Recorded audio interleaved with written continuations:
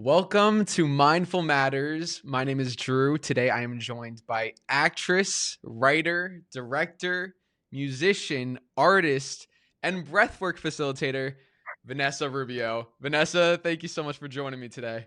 Hey, thank you so much for having me. I'm super excited to have our talk today. What would you describe yourself as if you were telling someone like what you do mainly? What would you? Yeah, and you also shared with me that you're a musician too. I haven't done the directing in a while. I threw myself into that years ago, so that's probably one I haven't done in a while. I would say primarily I'm an actor and an artist. So everything I do is an art form to me. So even the breath work and the directing, it's all an art form. And I one of my main goals in life is to be well expressed. So it's all a part of that. Yeah, definitely. We met briefly in 2022 at the Cobra Kai concert, and then last year we really got the chat on set, which is like insane to think about. That was like one of the best days of That's my great. entire life, but That yeah, was the that final fight scene, right? it was the final fight scene, and I'm like seeing you there, with the baby, and you're like, up going up to Johnny saying like you did it. I'm so proud of you. I love you. I'm like, what? I'm literally in the show right I now. know. So I hope that didn't ruin things for you in terms of finale watching. no, you know what? It I would have I couldn't pass on being there. It was too Yeah, I mean, special. wasn't that incredible? Wasn't there a buzz in the room? There's Hmm. just like a static buzz, excitement. Yeah, yeah, and everyone was so nice too. Like at every in every interview that I've done, every convention panel, every single person talks about how like nice everybody on the cast is, and it's really true. I'm there, and I was feeling all that love, so it was really cool. Yeah, it is. I mean, I think we just got incredibly lucky. Yeah. So how have you been? What have you been up to recently, and how are you doing? Uh, post Cobra Kai, the show has wrapped officially. How has life been? It's been interesting. Yeah, it's a kind of, you don't realize how much creative space you've dedicated and are holding towards something until you no longer have to hold it. And so I think I'm currently in Sedona right now, and I came here, I think just kind of to recalibrate, to Mm. get back to myself and to just be like, you know what, I don't have to live anywhere in particular. And the Sedona call calls people, and it called me in meditation for a while. And I resisted it for a while. And then I finally said, okay, fine, I'm going. And I'm really glad I did. It really, in my case, it held me in a very deep way so that I could continue to get to know myself, unravel. And just this land is just very special to me. It's very sacred. So that's what it's been. It's been basically dialogue with the lands, travel. I love to travel, and yeah, continuing sort of my inner work, breath work, painting, writing. Just kind of unraveling into my creative self. Is that your painting behind you? Yeah, yeah, it's in progress. Oh wow, wow. Mhm. So, what's the inspiration behind that? How did you do that one? You know what? Currently, I've done some pictorial ones, but right now, like I said, I just want to come into greater communication with my creative self. So I've been doing, a lot of inner child work and inner adolescent work and things like that. So my process now has been wanting to just figure it out as I go. So have a blank canvas, and with all of the fears and everything that come up in the process, to be like, okay, we're going to do this, and I'm just going to find my way into the form and do it. I do line it out sometimes because I like to find like the golden mean, and like, some points in the canvas that the eye automatically gravitates towards. And then I just go at it, play some good music and go for it. Nice. Yeah, I've never been a painter, but I do enjoy like anytime I get to do like arts and crafts, it does take me back to my childhood, in art class. Like, I'll look back at like some of my elementary school art projects. I'll be like, wow, I can't believe I actually did that. And there's something nice about like, creating something from hand, using a canvas, and even like just building, I mean, and we'll talk a little bit about it. There's so much, like, everything today has to do with, like, a lot has to do with technology, and you know, um, so going away from that, and then going, like, expressing your creativity through like a physical mean, like, I feel like that's pretty cool. I always enjoy that. Yeah, I mean, I literally, it's been the medicine that I've been coming back to again and again. And the process of healing for me is also um, sort of tearing down those walls that keep us from that pure creativity. And so many studies have come out, like your cortisol levels drop, your everything, in your body comes into homeostasis. It's just like a natural healing for you when you just are immersed in a creative moment. And for me, that creative moment is most potent when I'm painting, when there's color, when there's form, there's flow. And something must be happening in the brain to just, shut off the prefrontal cortex probably, or kind of put it in a state of calm. And then you're in a flow. So continually again and again, it's good for us. We just have to do it. So Yeah. that's been my process of like, just shut up and do it. No, literally just doing it is like it sounds so simple, but it's such a big thing because a lot of people say, "Oh, I really want to do this. I really want to do that," but it's like actually Right. starting can be the toughest part sometimes. Yeah, yeah, and also that giving ourselves the thing that we need, the things that are good for us. So I think this ties into also like the theme of your show too, and my own process, like mindfulness matters, like this, what are we doing here? How can we be living in closer dialogue with our experience? Yeah.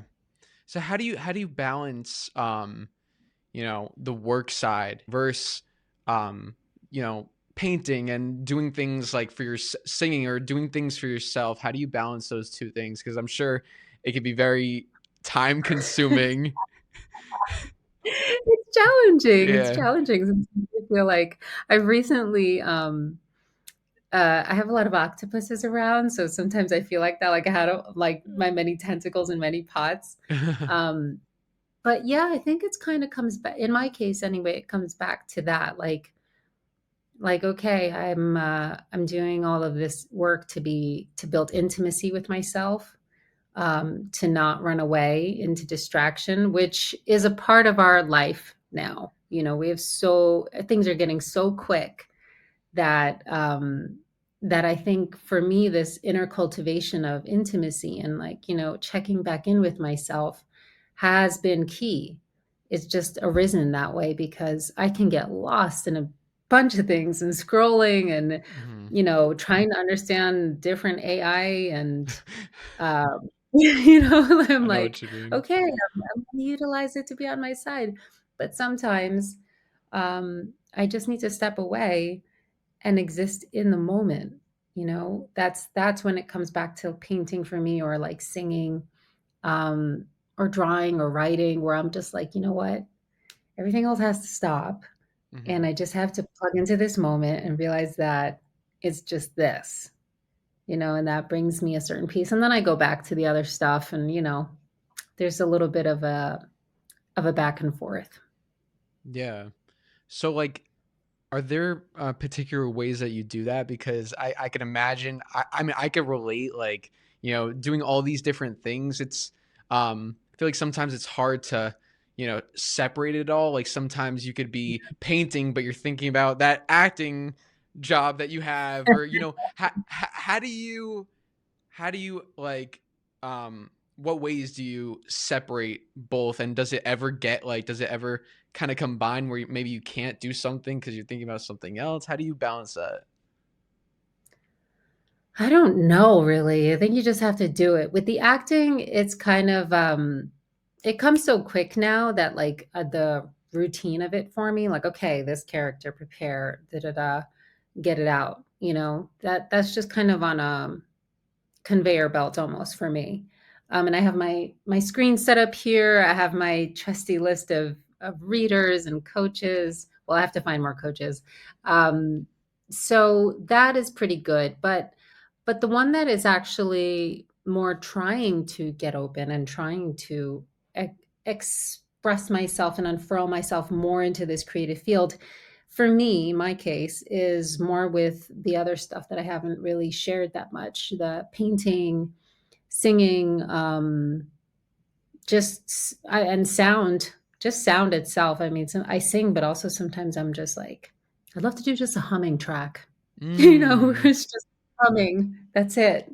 So it kind of blends sometimes with music into a meditative space for me because it also feeds into the breath work and into formulating these spaces for myself and other people as well to really drop in, because I think dropping in this current time that we're living in is really important because I think there's AI and there's soft eye. there's there's AI, there's all this stuff, that external, buildable stuff on. But then there's like the internal, the dive in. And that I think of as like our software, our personal Mm. software.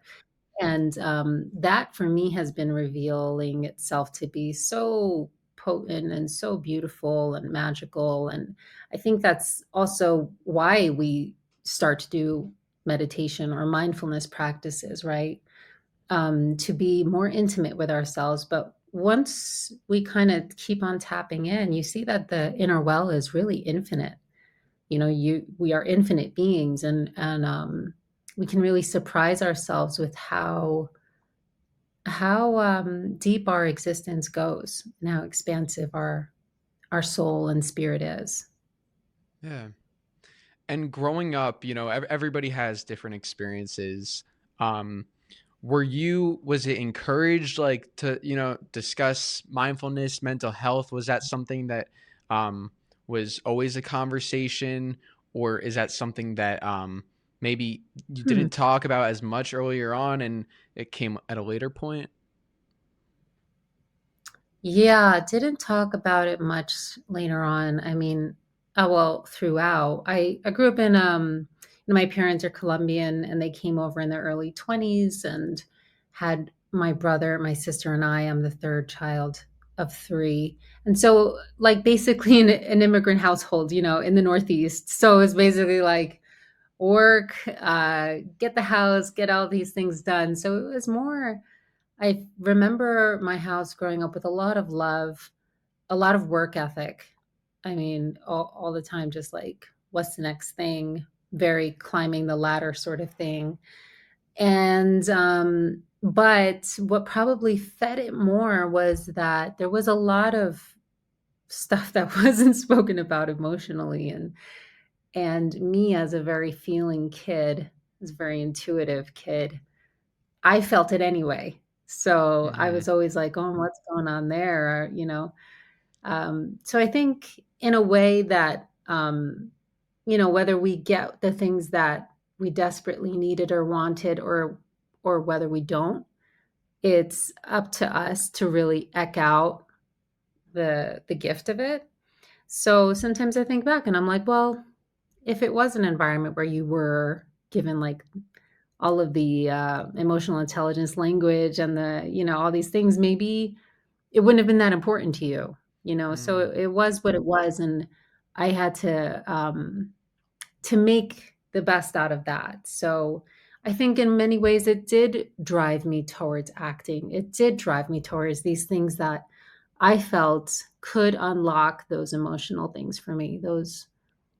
Those things, I have a lot of planets in Pluto, and or my plutonium placements are very prominent in my chart. So I'm always going to be the deep sea seeker. I'm always going to Hmm. be like, what do you really mean by that? Like, that's just me. So yeah. Yeah. When did like the journey into mindfulness and meditation, was there a specific moment in your life where like you really started to learn like this is something that you wanted to explore more of, or do you feel like it was like a certain period in time? Yeah, I think there was different periods, different spurts of periods. Certainly throughout my life to get myself through certain experiences or whatever, um, I noticed that if I turned inward and could kind of, tap in, then I'd be like, okay. Hmm. So I followed that. But I think around it was always kind of, in my life. Like I said, my mother would usually come home with like a gift for me, and Creative Visualization by Shakti Gawain was one book that she gave me. That as soon as I read it, I was like, yes, this is my language. It talks about a lot of the things that were spoken of in What the Bleep, and you make your own reality, your thoughts create things. And really, this kind of power of visualization. I'm a very visual person. So that kind of gave me more of a driver's seat in the meditative realm. Like, oh, my visions can actually, they have power, and I can use them, utilize them, to create my life. And then in 2020, as all of us, then I really Hmm. started to meditate daily and do the practices. But I had always been drawn to yoga. Kundalini yoga in particular is a favorite of mine, and I practice that a lot in New York. So I guess I'm just naturally a feely type of person. But unraveling myself more into those things is kind of what has given me more of a authority, sovereignty in my life. Yeah. And I think like it's interesting because I know for me, like in the past, before I like started to look into mindfulness and like learning those like coping skills, like I would think about the things that I would do to handle like a tough situation, and like looking back, it's like maybe that wasn't the best. Did you like how did you handle like tough moments in your life before you knew about mindfulness, and like now? How do you handle those moments? How do you find yourself like you find yourself coping with the meditation? Like what were you doing before that? Oh gosh, holding grudges. Like, telling people "F you" and all this Yeah. stuff. No, it's like, yeah,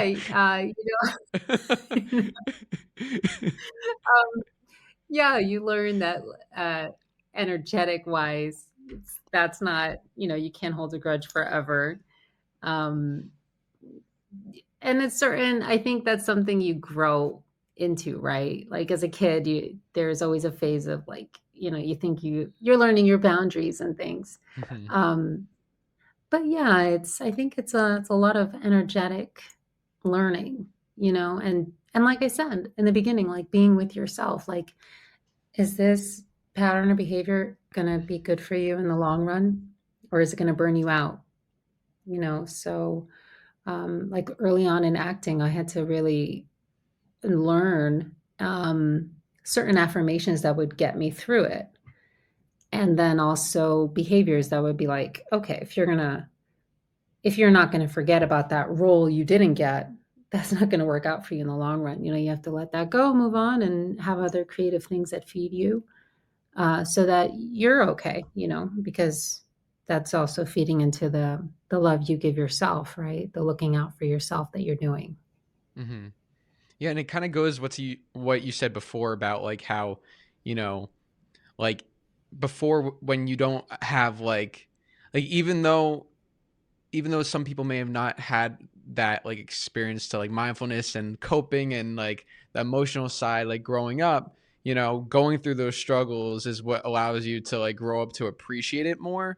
um Oh yeah. and it teaches you, like I completely resonate with what you said about, and I appreciate for being honest about the grudges thing. I feel like that's such a common thing. I definitely as a kid, or just growing up in general, if someone did something to me, I was angry and I was upset and I was hurt. And you're right, it takes so much energy and then it like Yeah. starts to become like physically hurtful, like, something like it's just crazy. But then it's like when you learn to control that, it's so powerful. And I always think like I find it I find it so interesting that two people could go through the same exact situation, but just based off of how they interpret it and how they handle the situation could have two completely results. It could One person could spiral from it and go crazy, and the other could, just let it go and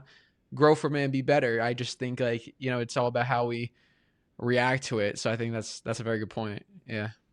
Yeah, yeah, and learning your best coping mechanisms, right? So I'm very much a feeler and a somatic person, like a body person. And like, I was sharing with you before we started the podcast, I was like, I'm just doing a lot of body therapy today because that's the type of week it is for me. And it's incredible how much the body for me in my case is the one to let it go.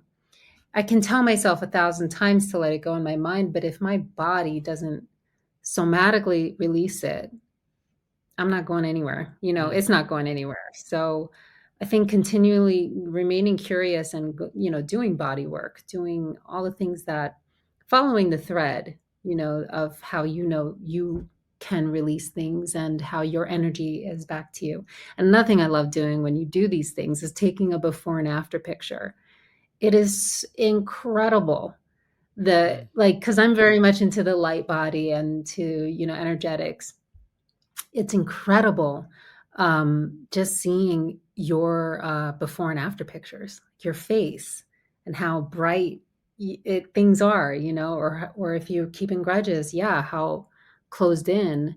And then that feeds into you not being open to opportunities or new timelines in your life that are presenting itself. So it goes pretty deep. But yeah, I think the name of the game is to let it go and keep on moving. Yeah. Yeah, that's a huge one. Yeah. So who would you say like has been like your biggest supporter with all this? Like who do you talk to most about this with? Who has been like kind of backing you up with all the mindfulness and meditation discussion? Wow. I think it's changed. I think different family members, different my cousin, shout out cousin Carlos. Shout out Carlos. He's amazing. We go on these talks and sometimes, yeah, just my friend Susanna, people who I think are on the same wavelength, but it's unraveled, right? At the same rate that you are evolving into whatever it is you're evolving, then you're like, oh, I can actually talk to this person about these things, and it's not strange to them. So then, they go on the ride with you because they're going through the same thing. But I think that's changed over the years as I have been changing. Yeah. So what do you do when, because you know you're in a field where you work with a lot of people, and just in general in life, you meet all these different people, and I'm sure a lot of people out there can relate to this. Sometimes you meet people whose energy doesn't reflect yours, and maybe they give off a negative energy. um, how do you handle situations like that where you're in a situation where you have to be interacting with somebody, and maybe um, they're not being super kind, they're being negative? How do you handle that? Yeah, that's super. You have to be aware of it. And I think initially, I think that's a learning process and probably maybe a big one for me of like learning boundaries and discernment. And also goes back into the intimacy with the self, like listening to myself. Um, and also discerning between projection and your intuition, which is a really subtle one. But sometimes I do different things like, okay, so to deal with the projection thing, because if somebody is presenting themselves and they're irking you, or you're like, sometimes I'm like, all right, well, let me step out of judgment and projection, and let me just subtly remind myself this person is exhibiting things that are in me that I'm uncomfortable with. So that's one that I do. Another one I do is energetic shielding. Mm. So so I will, like, just kind of put up a little, Bzz. it's invisible. Yeah, yeah, exactly, like a suiting up, Yeah. you're just like, "Zhup." Yeah. Um, because you need to, right? Because your Mhm. energy is your energy, and theirs is theirs, and, uh, I do believe that there's energy suckers out there, so that's Mhm. one to be aware of. And, yeah, I think sovereignty is everything, just even saying, "Hey," like, in mind-wise, they're like, "You're not gonna suck my energy." Like, Mhm. no. So I think, like, the sovereignty of a no is pretty powerful. Um, and then also in the acting world, um, these things are also things to play with sometimes, like, I've had this experience and then I'm like, "Oh, well, this dynamic is kind of feeding into the dynamic I need to explore anyway with this Mm. person." And sometimes there's bleed through, with characters. And say if you're interacting with somebody who's playing your enemy or an opponent, sometimes there's bleed through. And because it's like you're holding the energy, creative energy of this character, and then like maybe you're like having set lunch or something, and you're like still kind of ruminating in these feelings. Mhm. And that's not necessarily anybody's fault. It's just the actor's instrument working as best it can.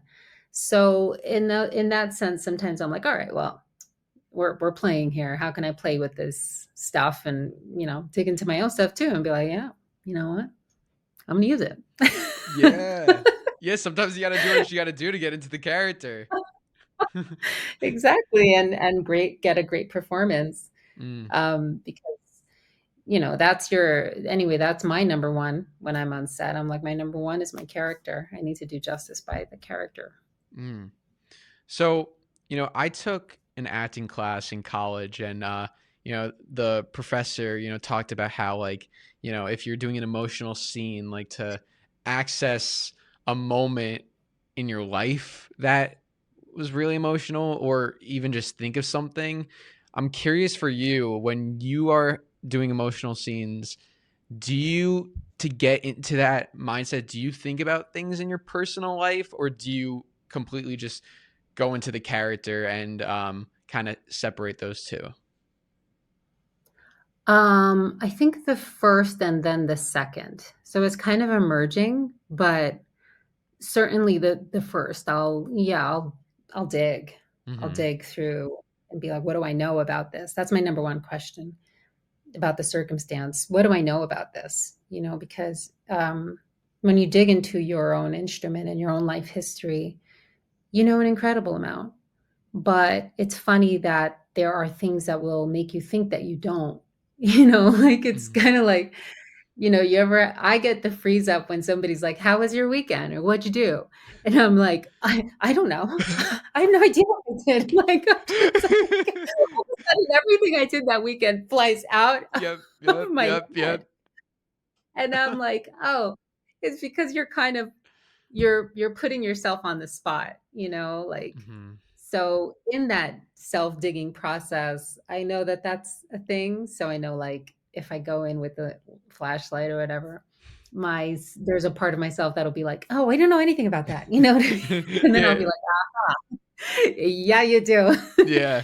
And I had an incredible acting teacher who changed my life in New York, Alan Langdon. He used to teach how to circle in a square. He's since passed, Mm, but he seriously, I mean, he taught Philip Seymour Hoffman, Lady Gaga, so many wonderful people on essentially how to be an artist, how to live in your artist heart. And he would always say that the things that are keeping you from the answers or what you really know about that thing are fear, ignorance, pride. There's another one too that I'm probably forgetting, shame. mm, So, yeah, it's like you're going through and you're digging, what do I know about this? And you have to remove the blocks of shame, fear, ignorance. Pretending you don't know is ignorance. Fear of actually going into that place that you do know, and the shame that then will blind you from that, that tries to still convince you you don't know about this, but yeah, you do. So it's all those things, and then also the character. at the end because I usually do like a history of the character and their life circumstances, which are not mine, you know. Mhm. So I'll go back and be like, well, this thing might influence them or that thing. But the core of it is the shared, what do I know about this circumstance? Yeah. So you studied at NYU and then the American Academy of Dramatic Arts. So can you talk about like going after that dream of acting? Because it wasn't something you wanted to do growing up, right? No, yeah, initially, well, I mean, I did, but I was like, all these other things. I really wanted to paint. I wanted to be a painter. I Mm-hmm. studied art history in college and, you know, immigrant family. So I didn't feel so initially so free to fully claim that, like, I want to be a painter. I want to be Mm-hmm. an artist. So it kind of I had to kind of dress myself in academic clothing, sheep's clothing Mm-hmm. to do that. But once I graduated from NYU and I was working at the Guggenheim for about 3 years, just doing art talks and art education kind of a role. And I could do that any day. I love talking about art. I love art museums and libraries. They're like my favorite places.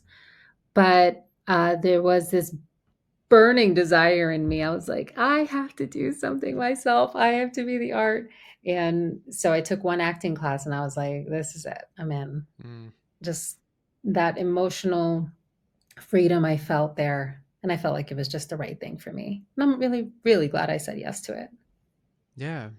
And you are, of course, you play Carmen Diaz on Cobra Kai, you know, which the show has absolutely blown up and insane. Like, you know, the YouTube to Netflix transition.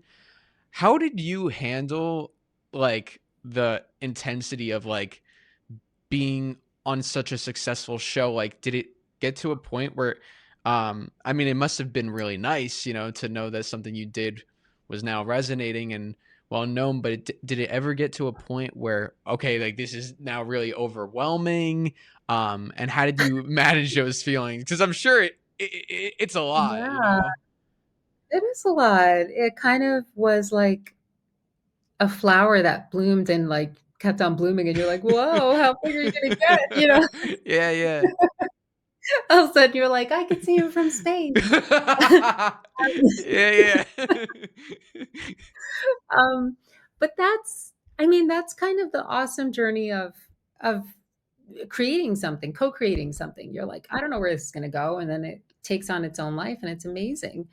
Um, it was a journey though, and it was I think I think what Cobra Kai was able to do was carry on this sort of spiritual essence of the Karate Kid series saga, um, which we wouldn't have survived without that, Mhm, you know. So um, that was really a key ingredient. And then as it went on, because I think I say that because I think the whole story of the series kind of has that little underdog magic mhm. because we weren't expecting to be, you know, a hit. It was kinda like, "Well, this might work, it might not," you know, like, who knows? And then, you know, we started off on YouTube and then got picked up to Netflix, in 2020, so it was kind of stop and go a little bit. It's kinda like, will this or won't this? Which is an underdog story, right? Mhm. So I think it carries that essence of people wanting it to succeed, and that, brings me back to how I felt watching The Karate Kid. So I think it kind of carries these essences which are really great. And then it was truly kind of bizarre because in 2020, you know, we were all wearing masks, and then that's when the show really got big because it went on to Netflix. And then I think one of the moments for me, I was like coming out of grocery shopping and I had my mask on, and somebody was like using my full name, "Are you Vanessa Rubio?" And I was like, yes. Oh my god. How did this happen? How do you know my full name? What's going on? You know, And with the because you're mascot kind of like, too. with the mask on too. And it's you kind of have to put yourself out of the mindset of like, oh my God, I'm in danger. You know what I mean? This person's like stalking me. Yeah. But it's like you're like, no, they just know you from the show. And then you kind of go into that. There was another process too. Then I was just like, you just have to let it go because when I truly started to look at the numbers and be like, wow, how many people are watching this? And then it was like, whoa, like my mind was like, I'm freaking out. And so I had to just be like, okay, you know, numbers are numbers, doesn't matter, and let it go. You're not gonna compute this. So that's being kind to my mind and myself. But it was a journey, and I think it's a subtle one too because there's a lot of things that can play on your ego as well. And I had to notice that and be like, what's going on here? Do I like this? Do I not? And I think there's just also a certain responsibility you have to utilize your platform and the presence that you've built, because that, as well as something like the show, is something that takes on its own life. So I look at it as that's an emanation that takes on its own life, and I have to just continue feeding it the things that I want to feed it and the things that I wanted to say, and then just also kind of remove myself from my own privacy and my own mental health, and yeah, know what is a public role, know what is my private self, and dabble back and forth and be okay with it. But I think when you are speaking to the public and have a public face, I think there's a certain responsibility and thing about that. And I've learned from some great people that I've come across in the industry. It's lovely. Yeah. I can relate because I feel like, while the show was growing and, the the actors and the crew and everyone was getting the recognition, at the same time my channel was like a kind of a different on a different platform, and it was kind of like, growing on its own, and I felt like my life was changing. And I just remember, yeah, it happened really quick, and it was like Hmm. it was so awesome, but also overwhelming. There's a lot of emotions with it. There starts to become like, and I think at that point I was maybe like 17 at the time, Oh man, which so is, young. yeah, it's a That's young age to, like, be getting, like, my channel's growing and it's really nice, but then with that, um you know as you get more fans, you also get more haters sometimes, so mhm, I would remember, there would be times where, like, I would get 100 positive comments, but then if I got one negative comment, I would only think about that negative comment, and you know it I would struggle with it because it was like, I'm not doing anything bad, I'm just being myself, and then it's like, is that bad? I even, like, remember I would change some of my content because I was, like, afraid of, like, what others were gonna think. I was like, maybe I'm getting too excited yeah, about the show, which, you know, now, and as hard as it was, like, to, like, look back at that time, I'm so grateful for it because, like, now I've learned to embrace that because, you know, the viewers that watch my stuff, that do enjoy my stuff, they love my authenticity for the show, and, like, when I'm reacting and being my true self rather than holding back for the people who don't really have my best interest. So yeah, that was definitely a time. I also had times where I was like, I can't do this. I need to stop. I need to stop it completely. And it's not because I didn't love it, but it just got so much. There was also points where it was like, you're growing in numbers. Now you got to put out more content. And right, I yeah, remember, yeah, I remember at one point noticing, like, okay, I don't even know who I am anymore. I don't even know what I all I'm doing is putting out content, and I'm not even, like, conscious about, like, my thoughts or my feelings. And mhm, it's led to me taking breaks from it. It's like, it's a whole process, and I'm still like, learning through my feelings, but yeah, it could be a lot, but I think I'm grateful Yeah, for those struggles, because I think it's taught me a lot for sure. absolutely. And I think, you know, like you mentioned, your intention is everything. And even just noticing when you're losing yourself or you're not fully there is really valuable. Um, and then, yeah, it's just kind of, I think it's funny because it takes up mind space and like invisible space that is hard to name. Mhm. Because Yeah. you're like every people are in the physical or, the denser bodies are like, oh, well, everything's fine, right? And you're like, no, but there's so much like taking up my head. Yeah, yeah. It's- so it's yeah, it's kind of like being there for yourself in that process of that growth that it's pushing you to grow into. And when I got into acting, I got into it with the intention of connection. I was like, connection is my intention. um I don't want anybody to feel, or I just want to share the commonality of our emotional experience Mhm. and our life experience. And yeah, breaking those blocks of shame, like, you know what, this is, you think you're the only one experiencing that? It's not true. Everybody at one point or another has experienced this or has confronted this. Um, so that's my intention. But also, I think there's also the illumination of the journey. So, like, the journey is going to take you on a certain ride, and Mhm. you have to.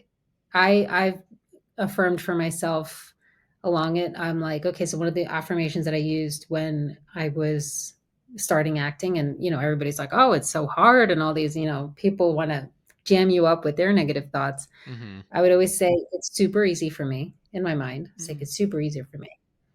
Um, that's your thought, it's not mine. And I wouldn't even have to say this to people verbally. I just say it in my mind. Um, and that this is going to be a fun ride, I and love that that. yeah, and that I'm learning all the things that I need to learn on this ride, Yeah. because I have to, on your journey, and similar to my journey, you have to allow these things to evolve you and to change you for the better, for the person you want to be, right? So all those things too, and I've had that experience as well, that negative comment sticking out like a sore thumb, and all of a sudden it's in your brain, like, Mhm. and you're like, well, all right, I'm going to learn some techniques about this. Yeah.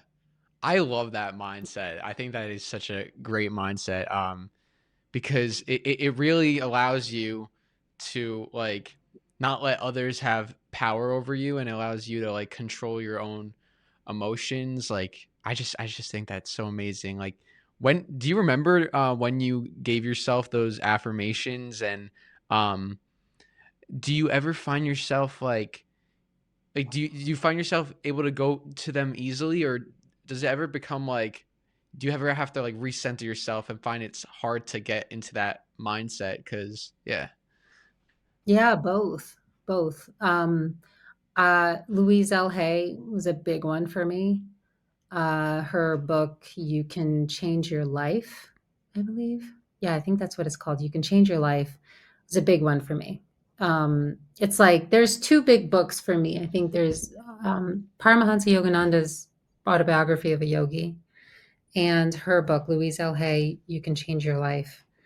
And You Can Change Your Life came into my life like I need to come into your life. Two people recommended it to me. I went into the bookstore and it like literally fell off the shelf towards me. I started reading it. I couldn't stop reading it. And I remember I had so little funds at the time. I could not buy a full priced book. Mm, And I was in New York City, and I was just like, I got to go down to the Strand and get it like $4 less. yeah. It's those trying times. And her book just changed my life. It just really allowed me to dialogue with more freedom with the universe, with co-creative abilities, and to really, I think that the real power of it and all of these things is really just coming to love yourself. Mm. You know, it's like, why don't you love yourself enough to say the good things to yourself? Say the good things to yourself, you know, say the great things to yourself. Why not? Have then it reveals to you the ways you've been trained not to. Mhm. And there's a process of cracking that uh, glass, I'll call it. So I dove right into it. I did like mirror work, mirror affirmations. Writing is really powerful for me. So she recommends like writing it 10 times. And just the process of writing it, gets you into a flow and having the power to say these positive things to yourself, to visualize them, to have your hand writing them for you is like, oh yeah, I can support myself. I can do all these things. Why not? Mhm. So then it allows you to dream bigger. So I'm pretty big on affirmations, and I think that's when I started to utilize them because I was getting at something that wasn't so accepted at the time in my life. I was waiting tables and all this stuff, and so there was a period of time where I just had to really buffer myself and build my world with my affirmations. And so I'm super grateful for them. And I dive back into them all the time. Yeah, it's a constant learning and growing experience, Constant. right? Yeah, yeah, it is. Because you come up on new walls and new things Yeah. and even things that you're like, I thought I worked this out, but time is time is cyclical. It comes Uh, back around. yeah, yeah. Sometimes I notice this too with like a big release or something like I've done a Joe Dispenza retreats, which are incredible. Um, Breathwork intensive retreats, which also incredible. And I notice in these things, my experience anyway, is then the universe when you're out, when you've like released a lot or you've retrieved a lot of your soul or energetic, um, I don't know, blocks or something, you've retrieved a lot. You're like, oh, this energy is now mine, and you're like full of energy, full of life. And then you go out into the real world and you're not in this retreat or whatever Mhm. it is that's this container. And then the universe will be like, oh, okay, like, okay, what about that thing? Like, here it is Yeah, again. yeah. It'll kind of serve it up again. And sometimes it serves it up in a milder way. Mhm. But I always say, like, oh, I see you. Like, it's kind of like, and how do you respond now? Mm, Because you are responding from a new energetic frequency. And so you can't respond the way you did it before. You don't want to, right? So it's evolving you into this new way of looking at it, responding to it, and living basically. But yeah, it's one to be mindful of the pullback after a big leap forward, mm. the potential pullback. It'll be like, oh, hi. And you're like, ah, nope. No, 100% because I mean, that's the thing. It's like you could work through one thing and then something else comes up. That's just life. And I think um sometimes I know this like from personal experience. Sometimes I'm afraid to put myself out there because I'm afraid of, you know, the negative that can come from it. And, I'm working so hard on myself that if I put myself out there in this situation, it could lead to heartbreak, it could lead to hurt. But, at the same time, though, you know, it's how we like can live our best lives. And, like it's tough, but putting ourselves out there and taking those chances and also just um, realizing like constantly working on it so that we can handle those situations because yeah, each time it could be different. And I tell myself I try to tell myself everything happens for a reason, and in the moment when something really bad is happening, it's hard to feel that way. but then like, later on you could be like, okay, that happened to me. I felt really bad in that moment, but because of that, now I'm able to do this, or I'm thinking this. Do you feel like everything happens for a reason? Is that a mindset that you have, or do you have a different approach? Yeah, I'm like, what else is there? Yeah. I'm not gonna put my belief into something like, yeah, I think everything, and sometimes, when you dip into, um, really noticing and really being present, and you notice that like life is like a living dream, then it gets like kind of wacky and Oh kind my of like you're god. like, what? Yeah. Yeah. But I do believe that everything does happen for a reason, and it's some of the situations are incredibly hard. Um, but one of the things that I think we're imbued with, as humans, spirits, souls, whatever, the whole shebang, is resilience. You know, we keep on going. Life life keeps on going. So yeah, you do. I think it benefits you to kind of dig it out. Why did that thing happen? And what I do a practice that I call, I don't know if anybody else calls it this, but I call it like the Brahmin practice. Yeah. Or I picture myself as the Brahmin, as in like I'm everything. So in a situation, like one of my awakening situations was I was nearly robbed. So I found a Mm. thief in my apartment at the time, and I fortunately, got the person out and got my things back. And but I was like, I was like, why? If I'm the Brahmin, if I'm representing, if this were like a dream work thing, like, and I'm everything in the dream, like I am then the apartment, I am my possessions, I am the thief that came in, I am, everything. And then I could then ask myself, why would I sneak into my own place and try to steal my things? Mm. It's really interesting. And so then I came to the conclusion that it was because I was not being generous enough. I was trying to hide away. I was acting small. And so I sent a representative of myself to knock me into consciousness and to say, you're playing too small. You're playing so small, I have to come in and steal things from you. Mm. So then I was like, okay, got it, universe. You've given me so many gifts. I'm not going to play small. Here it is. Here it is, world. Here it is. Because everything is just, your gifts are just, you're an outpouring back into source. Nothing is ours. It's just give it back. But what gets in the way, and we're in this human experience, right? Is our egos. So even with me trying to unlock my paintings and stuff, I'm like, I'm battling my ego. Mhm. I'm like, release them. Stop being so stubborn or fearful. Because what's the point? But it's that ego part of me, or maybe, perhaps in parts work and parts self. It's that part of me that thinks not doing that, not going into the creative, expressive, larger self is somehow safer.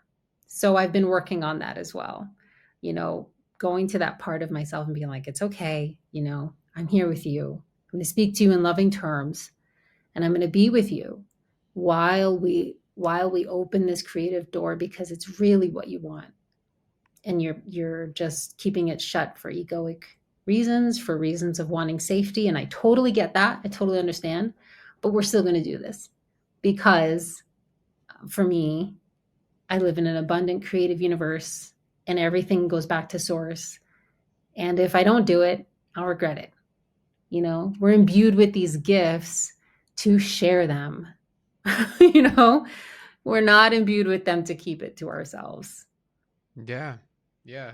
No, the power of words, and it could really do a lot. I mean, that's what there's a have you ever heard of the book The Four Agreements?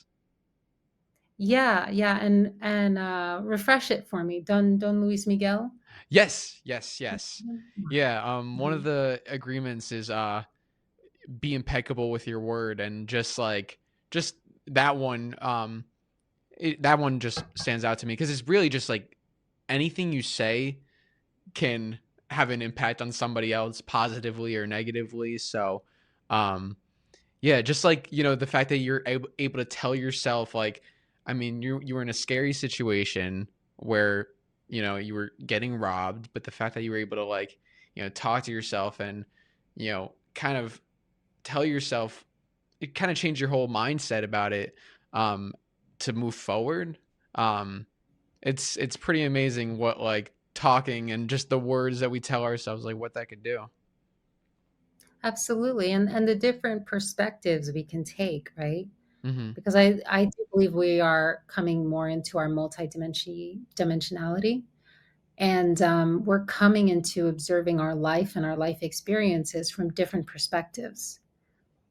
And that's really like that feeds connectivity, that feeds everything happens for a reason and our evolution. Yeah. So I Yeah. also want to hear about your the breath work because, you know, breath work, it's more than just taking deep breaths. And, some people out there, I mean, I know me myself, I don't know too much about it. So, like, what does it really mean to be a breathwork facilitator and to actually practice the act of breathing? Well, I'd say let's take three deep breaths right now. Oh, let's do it. Let's do it. Okay. So if you can, warm up your hands a little bit, Yeah. charge them with your own energy, and you place them on your lower belly and just take a nice swooping breath in through your nose.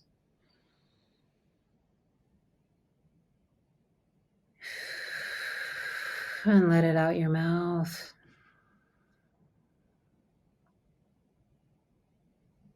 And let them be long.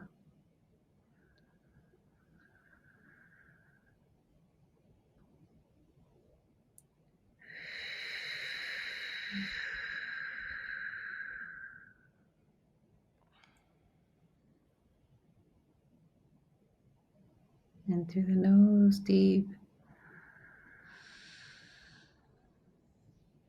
Feel it go up your spine into your head and down, down into the earth.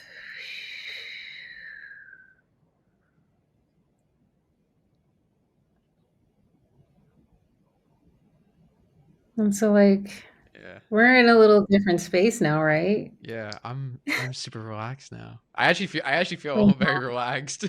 know, right? Yeah, I I do. know. I do. Me too. Because we're such lovely creatures. We want to interact. We want to do all these things, and then we get all here. We're like, "Ah."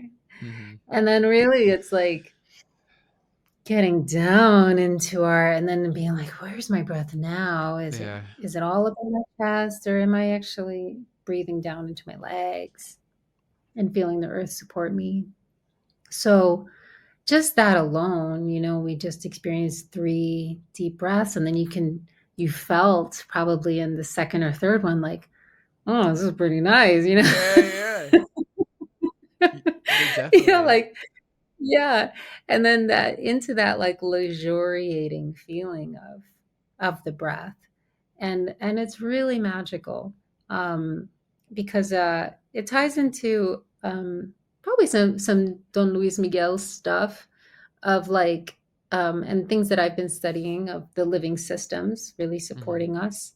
So the five elements, and just kind of engaging in our communication with them. So we just engage with the element of air, right? So we just like Mhm. took that really into our existence and was like, "Oh, you're here for me.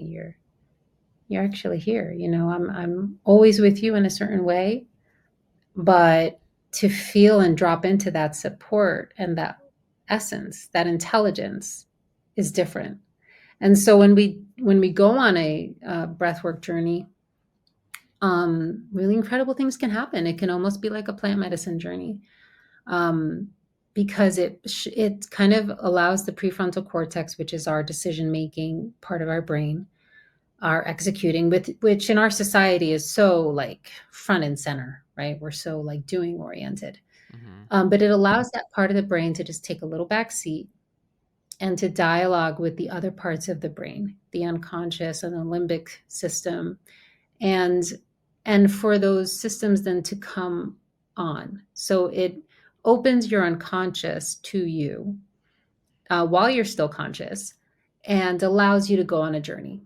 And about 20 or so minutes into a breathwork journey, it could potentially release your pituitary gland to release DMT, which is present in everything. But, we don't access it until we are in these different states. So it can be like a plant medicine journey. You can have visions, you can all of a sudden be plunged back into an experience in your life, but it's basically because you're unconscious and your body is flipping the book open of your experience and saying, okay, we're safe enough to do this. We're in a safe space. You're holding me with the breath. You're taking in these deep breaths. We're releasing the DMT. My body feels safe. I can release things. I can go into my personal archive and dig things up that are ready to be released. So it's really a beautiful experience of dialoguing with the greater intelligence in a conscious way. You're totally in control, and you're not under any quote unquote medicine. You know what I mean? There's no really element besides air that you're dealing with. So I think it's a really safe and beautiful way to transmute energy, and you just go for it, even like 15 minutes. The one I'd recommend the most is open mouth breathing. So it's like,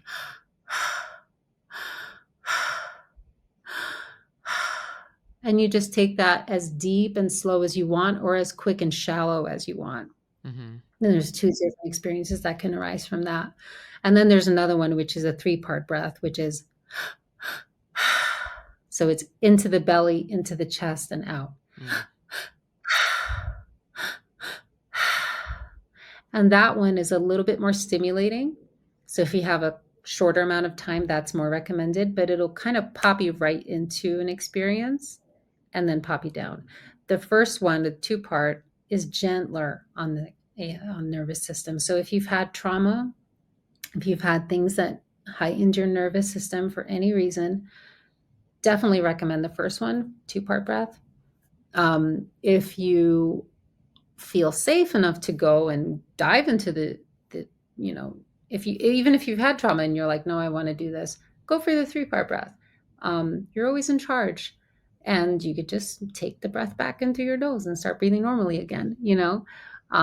But it's really an incredible way. And then as you continue to unravel, you're dialoguing with the living systems, then other things start to come online.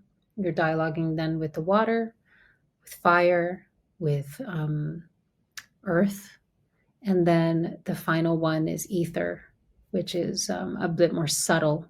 But when you start to open up these channels and you do the work rather consistently, and I always take notes afterwards because Mm-hmm. it's incredible. You're like, I need to remember this because you are in an altered state. So Yeah. when highly recommend taking notes afterwards or talking into your voice notes, because you might forget about the experience. You might think it was a dream or something, but they really are really valid experiences for your personal growth. Yeah. And I know I shared this story with you before we recorded last week, but or a few days ago. I'm getting mixed up on time, but um when I went to the beach, and I remember I was really like stressed out and just dealing with so much anxiety, and I don't know why. I don't know like what made me do it, but I just sat down, closed my eyes, and started breathing, and I just remembered that really helping. Um and I think it is super important to like, learn those coping skills and not just wait until you're in the midst of a crisis, cuz um when something happens, and you're getting overwhelmed, you're heavy breathing. Sometimes you feel like you can't breathe, you're crying, you're the emotions. So by working on those things when you're in a good mindset, sometimes you can prevent, that, from even happening. So I definitely like see the importance in breathing, and I think those skills are great, and you share a lot of that too in your social media, right? Yeah, and I'm gonna share more, honestly, because it has become such a central part of my life and my mental health, check in and taking care of myself. And I do feel like a lot is going on right now that I'm like, I can't be the only one going through all this stuff Mm-hmm. and feeling all this stuff going on. So I share on social media, basically just to share it and to be like, literally one breath, three breaths will kind of start to bring you back. And I will start offering longer breath work sessions for people who are interested to go on the journey. And you can do it right at home. That's amazing. So Yeah. why do you do that? Why do you share these messages on social media? What makes you want to help others and share your journey with other people out there? Huh. I never really thought about it, honestly. I just want to share Yeah, yeah. it. I just yeah, I'm like, I think it goes back to connectivity. And I know, like, and you can share this with me because you are of a certain generation, and I have nephews and cousins your age, and it's just a different landscape that you guys are living in. um, and I feel like coming back to the breath, coming back into the body, is like, it's so restorative because there's so much that Mm-hmm. is vying for our attention. And it's incredible how, if you really think about it, how valuable our attention is. And I struggle myself with ADHD. Um, and, just taking those moments for myself, the breath is like, has been one of the easiest things for me to come back to center, to come back into myself, my sovereignty. So I don't know. I think perhaps more and more we're going to be needing it, um, as we evolve into whatever age we're evolving into. I feel like the more the more heart centered we are, the more we even know, you know, our heart and where it is and how it's dialoguing with us, and the better, because then we won't be robots. Yeah, yeah. Literally.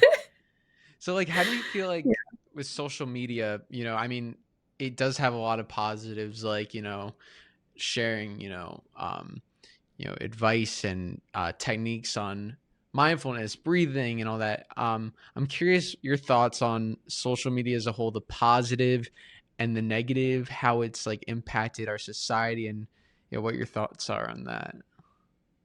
I mean, definitely, I think ADHD is purely like, a big part of it is because of social media. Mm, It's just, so it's asking for our attention span to be so short, because that's literally how it is, um, the format is.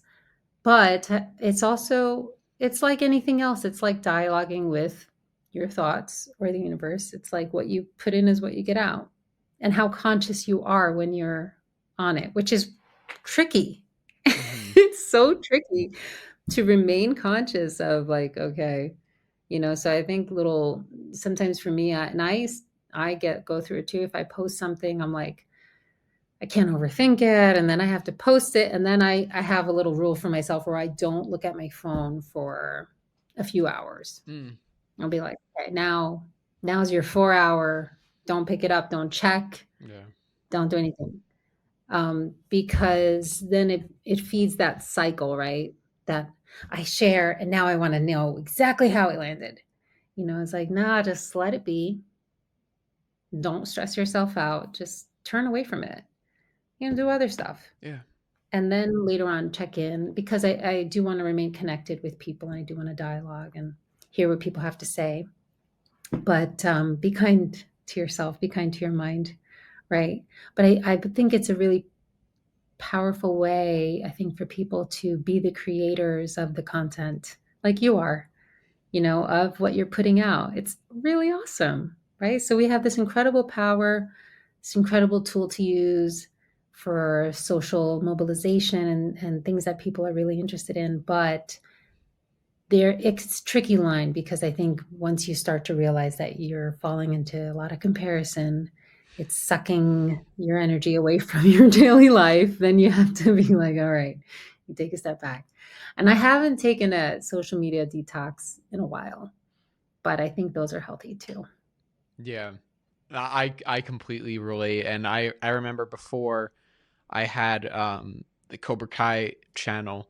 Um I think when like Instagram was first starting to become really popular, I was maybe in middle school, which is like really young. It's just a really young age to like looking back, but at the time it's like all the kids are doing that, and I didn't want to be left out. So, I would make my Instagram, and like looking back on it, like I wanted to make my account look like I was good. Like I was, like if I was hanging out with this friend, I'm like, okay, I gotta post about this so people know. And then, I would see someone else post with a friend. I'm like, why wasn't I there? Just all the wrong stuff to think is what I thought. Mhm. Um, and as I got older, I remember thinking like, what positive is coming out of this? Like, is there any positive? And I remember no, like it was just all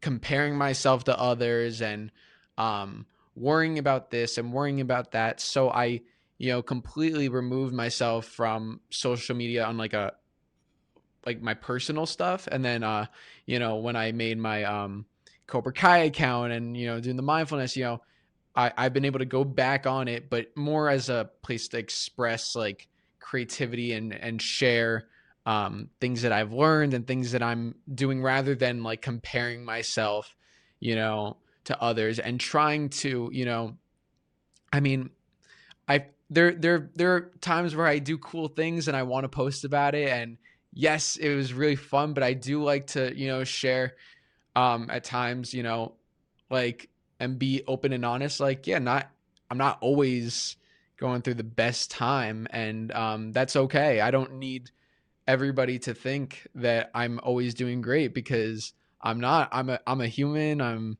experiencing, and Mhm. I think it's so easy um with social media to get lost in it, and to I mean, there's so many times where you see people and their accounts, and then it's like you feel like you know that person and you know everything about them, when you really don't, because they're putting out what they want you to see, which is the big thing. Right, it's curated, it's a selected thing. Yeah. And meanwhile, that person is still going through all the hardships of life, everything. But we don't share that. What if we had a social media IG for like the terrible days? I know. Oh my god. That would wait, that's actually a really good idea. What do you have any other fears that maybe have like been with you that maybe you're working through, or fears that you have worked through in your life? Um, well, definitely the one that I've already mentioned about unlocking the creative expression. That's one that's ecking open like a stubborn shell. But I know she has so many great things in there. Mhm. Um, Let me see. Fear. So many. So many fears. Fears of not doing all the things that I want to do in this life. Mm. You know, fears of, I mean, there's so many political fears. There's this and that. Where is this country going? Mhm. Should I move to another country? Mm. So many fears to confront every day. But it's just like a part of life. Yeah. Yeah. Sometimes I fear letting myself get too happy in certain situations, because I'm afraid of Yeah. you know, what if it doesn't work out if I allow myself to feel too good? I even shared with you um, at the Cobra Kai concert back a few years ago. Okay. Yeah, that was I mean that was an amazing night. That was one of the best nights, and I allowed myself to be so happy and just be so into it, you know. And you know, you would think that's a positive thing. Like I had the best time, but I remember the next day just completely crashing and feeling depressed, and I like was thinking to myself, did I just allow myself to be too happy? Do I have to be more reserved to control my emotions? And yeah, that was a difficult one, but I shared with you, you know, it definitely helped me. um I think there's a way of allowing yourself to be happy, but also, you know, just like, yeah, being in control of your feelings, you know, acknowledging I am happy, but also, Mhm. you know, just, you know, kind of staying grounded. And it's nice because it's allowed me to, you know, uh, at future conventions and big events, you know, where in the past I would get very overwhelmed, you know, now I've been able to let myself enjoy it, let myself be happy during it, you know, and not take away from that, because you don't want to go into it like, I'm not gonna let myself get too happy because this, like, you know. So Yeah. you know, I Yeah, mean, 'cause then you're like, "I didn't take a single photo, I didn't, like, celebrate." You have yeah, to allow yourself to be you and to come into your fullness of being and enjoy the moment. Um, I think it's part of the journey of becoming intimate with yourself, and I've certainly been there as well, and I know other actors have. There's nothing about those big events that is natural. yeah, So, you know, it's like those red carpet events are they're so fun and everything, but there's also nothing natural about it. It's like a yeah. lot of energy in a short amount of time. And, so your nervous system is like, WTF is going on, Hmm. you know? And you're gonna experience the repercussions of that afterwards, naturally. And I think that that's almost a sign of your nervous system working with you in a way. It's kind of like, hey, what was that? That was a lot. I'm feeling kind of weird now. Um, and I think the more you do these things, the more you like build a dialogue with your nervous system and your experience. So after a big event or something, I do it kind of, I've learned that. I'm like, oh, then the next day I just want to be in bed all day. And so the last time I think or one of the more better times, I was like, okay, I'm going to go hiking with my cousin the next day. Hmm. I'm going to book that because I know family or people who know me well, like a very good friend or something, allow me to feel better, and something physical would help me. So that was a good remedy for the day after. Um, and then I think it's a process of, there's a concept called the upper limits, Hmm. where it's like our fear is a lot of times fear of failure, but more often fear of success. Hmm. Because Yeah. you have to deal with all things like you were saying before, and I have to put out more content, and I have to, you do have to evolve into that greater role, and that's scary, Hmm. So, I've come to notice in the dialogue with the intimacy with myself, okay, like, you're coming up on this upper limits thing. You had fun, and now you're kind of plateauing a little bit. And now then that's my sign to myself, okay, just rest. Just rest on this little plateau, Hmm. because you're coming up on that upper limit, which if you're not careful and you're not current conscious and dialoguing with it can lead to some some effed up stuff. You're Yeah. like, I honestly think that that's like where car accidents happen, where fights happen. You trip and fall on the sidewalk, like it's Hmm. because your unconscious is like, whoa, whoa, whoa, that was a lot of fun. That was a lot of good times. And then there's a subtle self belief that's like, now you have to pay for it, or now it's not. You have to remind yourself to keep it, grounded. Don't get too up there. And what is that really about? There's so much to like eck out of that, like past other people's beliefs and all this stuff. But Hmm. But I think being conscious in those moments, being with yourself in those moments, like holding your own hand Mhm. is the best thing you can do. And just be with yourself and be like, okay, like that day after, you're like, and now we walk through the dark valley together. Yeah. I'm gonna hold my own hand and We we'll got walk this. through the night. No, but at the end of the day, it's you're there for yourself always, which is like, Mhm, you're your own best friend. But I also feel like, when you do have that support system, and it could be very yeah, hard. It could be very hard because not everybody has a support system. But that's even if right. it's just one person, um, that could do wonders. I know for me, I have like different like things that my mom is a very big support system for me. So like going into certain situations, I know that okay, I'm gonna be overwhelmed. I might be overwhelmed here, and I let her know in advance. I'd be like, Mom, like just so you know, I might be feeling this way. If I am, like, do you think you could do this or whatever? Just and something to just support me.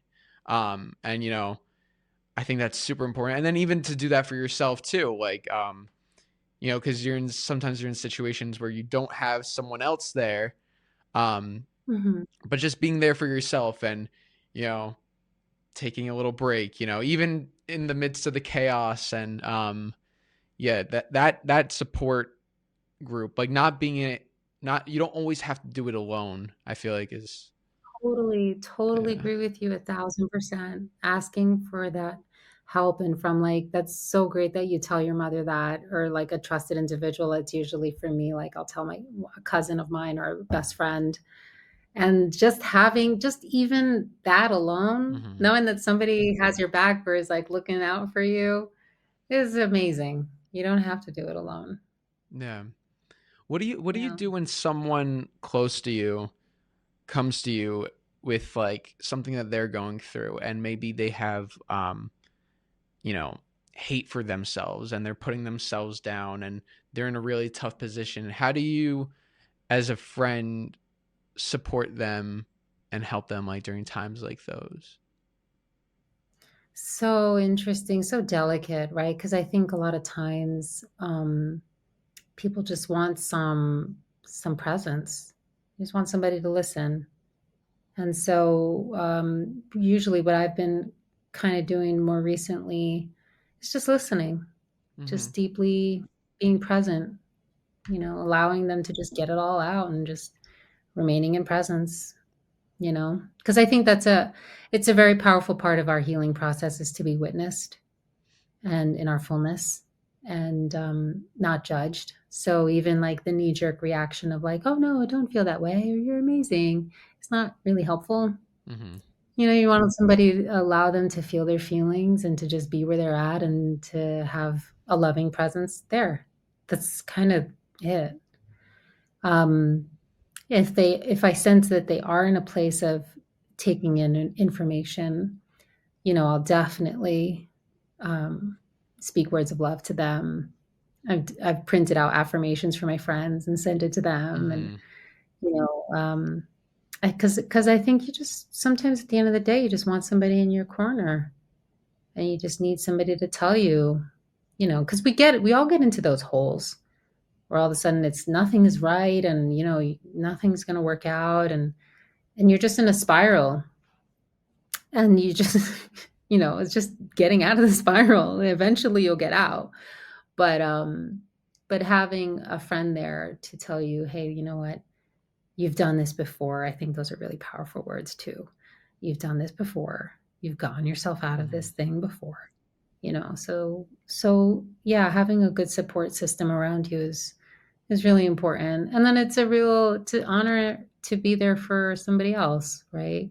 Because we're what I say to my friends a lot, and I'm such a I'm such a softie. I keep like all the birthday cards anybody ever writes to me. I'm just like, I love these things. I love like I do like I love like just letters because especially Hmm. cards, it's a really seldom opportunity to to say your true feelings Mm, towards somebody, how much you value them. And one of my favorite things about friends in my life is it's like, hey, we're on this journey together. We get to, share like little birds on a branch, like, hey, what's yeah. up? While we're living life and going through the ups and downs, and just be like, hey, what's up? You still there? Yeah. Like, wow, that happened.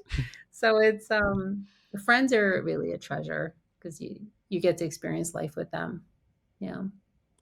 Yeah, and I love what you said about listening, cuz like I think sometimes you know people feel like they have to give if someone's like, sharing something, um the person who's listening to that feels like they have to give an answer, and they're trying to help, but sometimes just listening and being there for them is the most important thing. And I know for me, I'll even I know sometimes that I don't want to hear like a possible Mhm. solution, because I Yeah. feel I if I'm feeling like crap, I just want to feel like crap, and that's it in that moment. And it's like Yeah. maybe we could talk about solutions when I'm in a better place. But in this Right. moment, I just need to get this off my chest. So I'll even express to the person, and it'll definitely be someone I'm close with, like a family member. Because I think that's another important thing too, is sharing with the right people. Um, Absolutely. and Yeah. I'll even express. I'll say, "Hey, I love you. I know you love me. But can I just share with you, and can you just listen right now?" And I'll express that in advance. But yeah, what about, yeah? What do you think about? I mean, I know for me, I can be, very vocal and truthful and outspoken, and I love to talk to people and have deep conversations. But then, at the same time, there is a balance where you don't want to share everything with everybody, so how do you kind of figure that out, what you share with certain people about how you're feeling, like, and who you feel safe to share with? Well, that's a big part, right? Who can you go deep with? Who can you really trust in those circumstances? And that just arises through your shared experiences with that person. Um, but yeah, I would say like a tried and true friendship is definitely the ones that I go deep with. Um, a newer one, I'll really have to assess how I feel and with that person. Like, do I feel safe with this person? Have I consistently felt safe with this person? It's a big one because sometimes, with a new friend, we can be so eager, and then we'll be like, yeah, I feel safe with them. But then there's two or three times maybe I didn't, but you want that friendship to work. So maybe you're trying hard. And so you got to be aware of those things, like, oh, wait, hang on a second. Let me get back. That's why I always say coming back to my center, because there's a lot of decisions that can be made out here. Hmm. Yeah. But I have to make the decision in here. And sometimes I'll even ask myself in my mind, like, um, is this information right to share with this person? And I'll ask kind of my higher source or my higher self, and I'll hear an answer. So that's another indicator. But yeah, you definitely want to pick and choose who you share deeply with, because you want to choose those people who have shown you that they're worthy of your trust. Yeah. Um, do you ever have moments where like you're in the moment, and maybe you share something or you say something, and then it's like, "Ugh, I wish I didn't do that." And how do you you're like, "Yeah." And Totally. it's like, how do you forgive yourself? How do you move forward? How do you get past that? Cuz like, when you say those things, it's like, "Oh, I wish I didn't say that," but you did, and now you have to go forward. How do you do that? Well, I think like in my best moments of that situation, I'll correct it in the moment. Mhm. And I think that that dissipates the energy like that, right? Yeah. When you say, you know what? I actually didn't mean to say that, or now I feel embarrassed that I said that. Mhm. Just being honest about like what's actively going on with you in that present moment is really it's a healer because it's vulnerable, it's in the moment, and everybody can relate to that. Mhm. They're like, oh yeah, and then it's like, oh, and then people are like, oh, okay, yeah, moving on. Yeah. You address it in the moment, then you don't have to carry it throughout the day and into the next morning and yada yada. Mhm. Um, but yeah, in the best moments, I'll just correct it in the moment. Or in my worst moments, then I will carry it into the next day and Huh. I'll be like, why did I do that? Yeah. But eventually it'll go away. I'll just be like, Mhm. you know what? I'm a human and Exactly. make mistakes. Nobody else. Yeah. And most times when you're thinking about something, "Oh my god, I can't believe I did that. I can't believe I said that." Other people like they're moved on, it's like it's like, I even like I did this public speaking class in college, and I just remember I would see some of the people who were so nervous and like, they would mess up and be like, "Oh my god, I'm so sorry. I'm really nervous right now." And like you could just see on their faces like while they're, presenting and even before and after that they're so like, anxious, and like a lot of it could be like, oh god, like I just embarrassed myself in front of the class. But meanwhile, I'm here like, oh my god, I got to do this thing too, and I'm freaking out, and I don't really care that you messed up because I got to do the same thing, and this is, so it's like everybody has that. Everybody's like, I don't like to say Everybody. like everybody. It's people aren't always thinking about your mistakes. You think about a lot more than other people. Other people, I can't believe that person did that a few days ago. Like that's No, not the they're not case. thinking about it at No. all. They've moved on with their life. They have plenty to think about. It's Yeah. you, the one who's addressing it. Yeah. But I think it's so funny. I think the greatest like cure for that is just to say it. Just to even if you contact that person and you're like, I can't get over this thing. I can't believe it. I'm so sorry. Hmm. And you have a great conversation, or they'll be like, oh my God, I can't believe you're still on that. Or they'll be like, you know what, that was a little weird, and then you have a conversation Hmm. about that. Yeah. But but I think the best thing you can do is just be open and honest about it. And also this check-in, this somatic check-in is really helpful.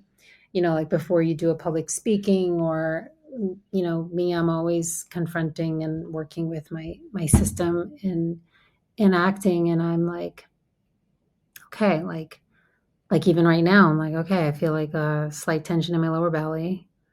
I feel a little heaviness in my chest. I feel kind of a tension here in my jaw, my right side.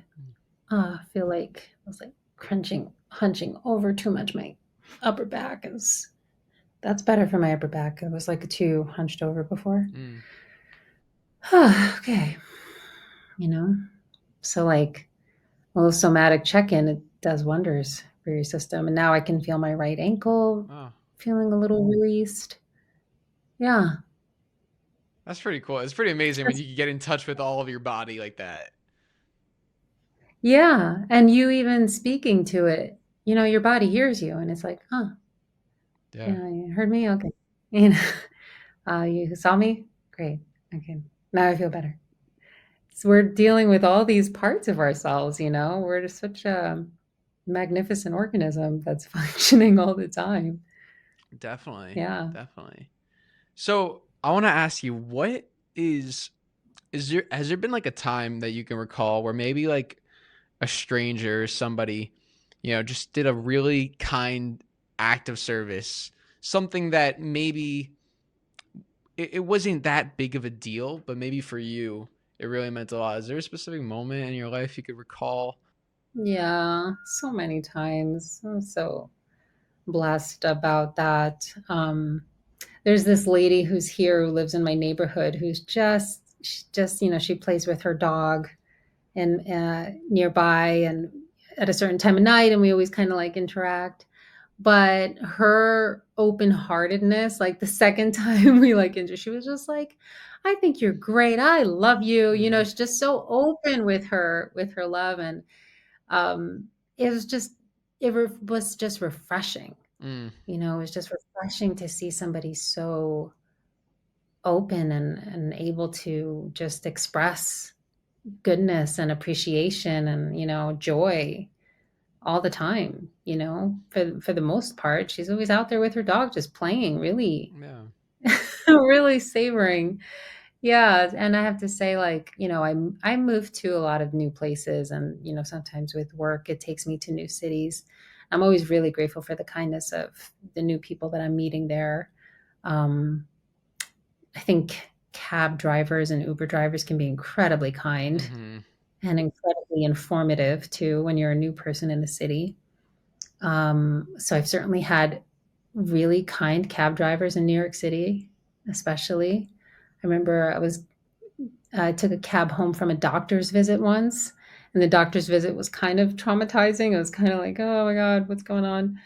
And this guy, he was so sweet. He talked to me the whole time. And then he just got out of his cab, walked me to my front door, made sure I was okay.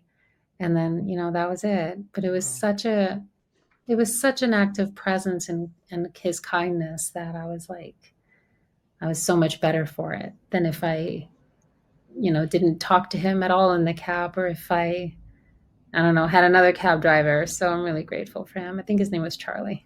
Wow. What's up, Charlie? Thanks. How long ago was this? Oh, this was years ago. This was probably 2016. Wow. And the fact that like you Yeah. still remember his name, you still remember that Mhm. experience, and it might have been 30 minutes or an hour of your Yeah, it day. totally was, because he was taking me, like, from Manhattan into Brooklyn. Oh, man. But yeah, it was. It was one of those things of like, uh, I'm a stranger in the world and so are you, but I'm really needing some help right now. I can't even hide it. And thank God I had the right stranger there to Yeah. say, "Hey, you know what? You're gonna be all right." Yeah.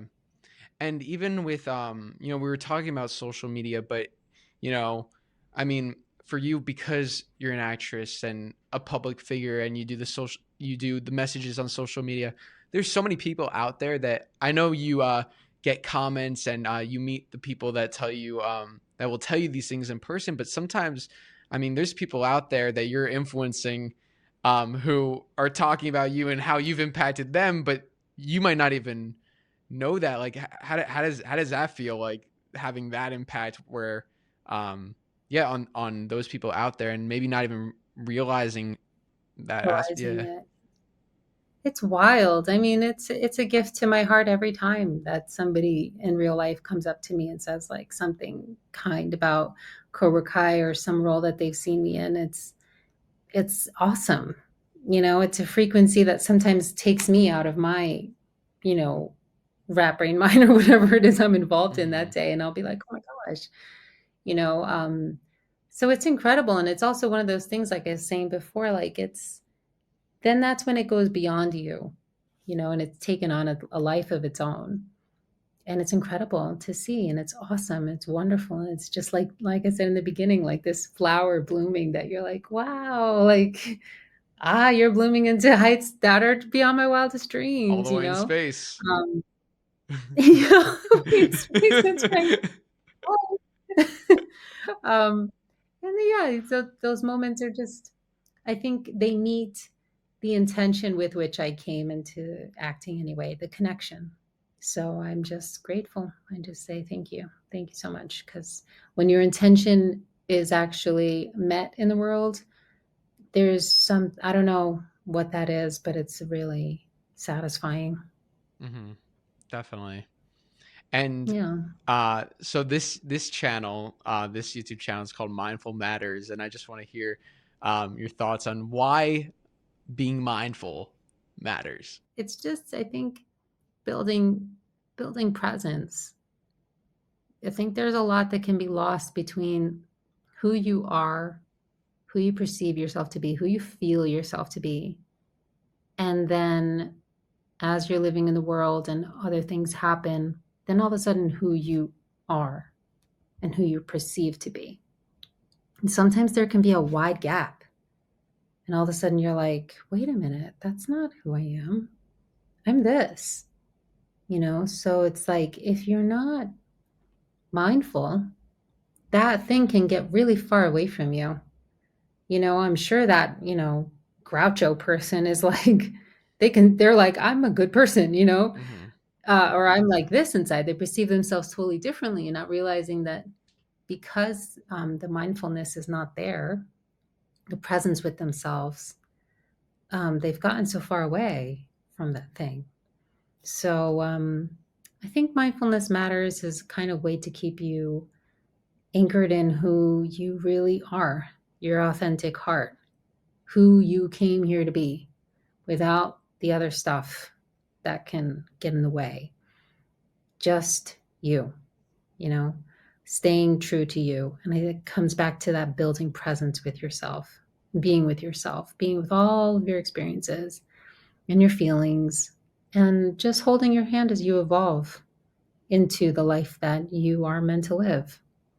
And if, it's like a garden, it's like the mindfulness garden is like you have to keep on planting those good seeds and taking out the weeds and noticing when you strayed or when you got far away or when you got really unconscious. Even those moments can be gifts because you saw how far you got from your center. So mindfulness really matters. Really matters. I love that. And lastly, I just want to ask you if someone out there watching right now is experiencing struggles mentally or emotionally, and they're going through a tough time, um, what would you say to them? What advice or what message would you share to someone who's watching this? Some of the quickest ways to get yourself back to center is to put your hand over your heart and to just breathe into your heart, Mm-hmm. because you got to be there for yourself. You got to hold yourself through the moments. And I think we underestimate how powerful our heart is. Our heart has been beating with us before we were born. It hasn't given up on us ever. It hasn't judged us. It hasn't said, "You're in a bad mood today. I'm not going to beat for you." Mm-hmm. No, it's Oh like my god, yeah. it just does its job. So, It's devotional to you in all of your ups and downs. So, placing your hand on your heart and just breathing with yourself brings you back to that state, that part of yourself, that literal part of yourself that is not giving up on you. So, like, always return back to the heart. That's the place. mm. I would say that. I love that. I love that. And between Yeah. that and, everything else you shared, I feel like you offered a lot of good insight and specific examples of how, like, you know, people could, learn to be mindful and to, do these different things and different techniques. And it's different for everybody. That's why there's multiple options and multiple answers. But, no, this was so much fun, and I really appreciate you so much Well, for doing this. sure. I'm so happy to be part of this, like, this new iteration of the channel. And I salute you for coming up with it. I think it's really cool. I would love to talk to you about. Maybe we'll find another topic to talk about again Oh, sometime. definitely. Uh-huh. As it evolves, so do we. I think it won't be the first time that we're going to be talking about this. Exactly. And I just want to say thank you for like all that you do and just keep being yourself, cuz like you with all these messages that you're sharing online, it's just so impactful to myself and to others, and I just think it's truly inspiring, and you being here and sharing your story just means a lot. So yeah, thank you, and Mm. you're just an Thank awesome you. person. So Thank you. Thank you so much, Drew. of course, of course. Well, thank you so much, Vanessa. Thank you, everybody, for Okay. watching. And we'll see you next You time guys. on Mindful Matters.